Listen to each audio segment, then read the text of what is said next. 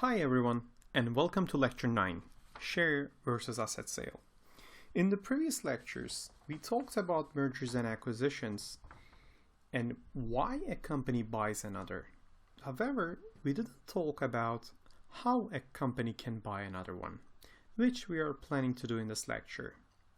As stated in the title of this lecture here, an acquirer can buy a target either by acquiring the target as a whole, meaning by buying its shares, or a part of its business, meaning by buying its assets.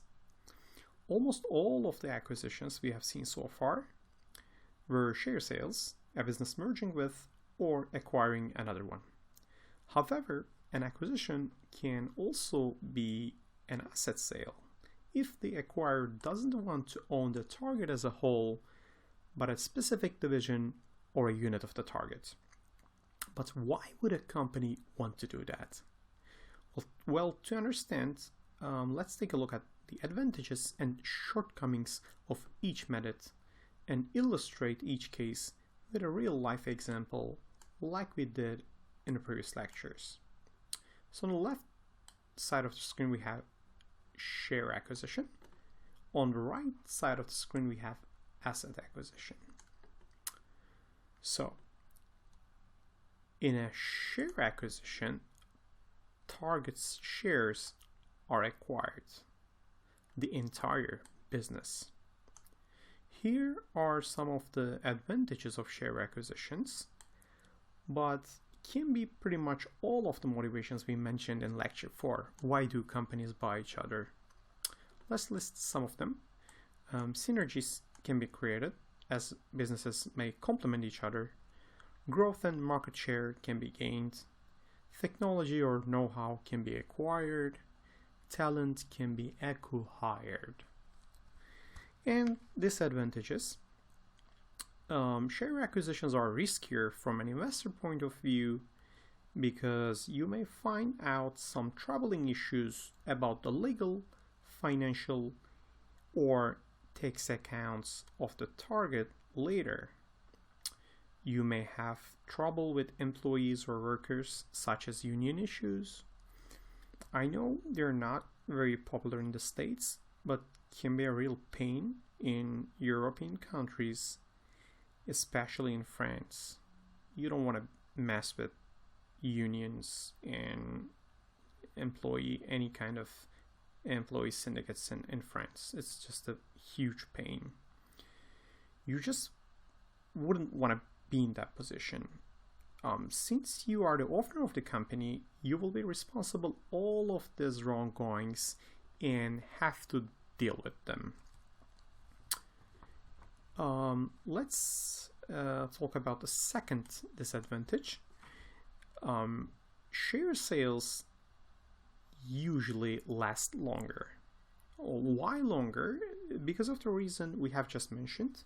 Since you're taking over a lot of responsibility, you have to study the target and its business very well to make sure things will work out as planned. Otherwise, you may find yourself in a lot of trouble. So let's take a look at an example, which we have already covered. A good example, the acquisition of Cadbury by Kraft Foods. Kraft did not only buy a factory of Cadbury, but the company as a whole, and now all the brand names and rights of Cadbury are owned by Kraft, not just a few of Kraft's assets, and they probably enjoy a lot of synergies together. Now let's look at the asset sale option or acquisition of assets. So in this case, some or maybe all of the assets of the target are acquired, but not the company itself. The legal entity owns them prior to the deal. Examples can be land, factory, building, lease, domain names, and other IP rights acquisitions. So the advantages of buying target's assets can be less risk from an investor point of view in terms of legal and tax-related issues, plus employee and any other thing you can imagine. and shorter acquisition period because you're simply buying an asset, not an entity. So you usually don't have major risk if you're just buying an asset. However, you may face some disadvantages, which is stated here, and I think you can guess them. Usually no synergies because you're not buying an operation. Lack of synergies as in a company acquisition as a whole. And asset acquisitions may subject to other taxes in many countries such as VAT. For instance, usually if you buy a company owning a piece of land, you are exempt from VAT, but if you buy the land as an asset, you are likely to pay VAT. A great example of an asset sale is the acquisition of Lehman Brothers US assets by British bank also involved in investment banking operations, Barclays. If you remember those days, most, if not all, of the investment banks were in serious financial trouble because of the toxic mortgage-related assets they carry on their books or the illiquidity of the markets. And some banks were saved through acquisitions before they went bankrupt. Merrill Lynch was acquired by Bank of America, and Bear Stearns was acquired by JP Morgan, and Lehman Brothers was in acquisition talks with Barclays. We all know what happened there. But when Barclays took a look at Lehman Brothers, they were scared and said, whoa, no way we are buying this company. Lehman at that time had a lot of exposure to the collapsing mortgage market and was highly levered. Barclays had long negotiations with the US authorities and with Lehman top management for the acquisition. However, in the end, Barclays did not acquire Lehman Brothers because of the reasons we just mentioned. Instead, Barclays bought some of Lehman's core assets for $1.75 billion. What did Barclays pay this money for? Well, Barclays paid $250 million to take over Lehman's financial assets, including mortgage-related assets, equities, corporate debts, government bonds, and commercial papers. At that time, these financial assets had receivables of $72 billion and liabilities of $68 billion. You may say, hey, that is worth $4 billion.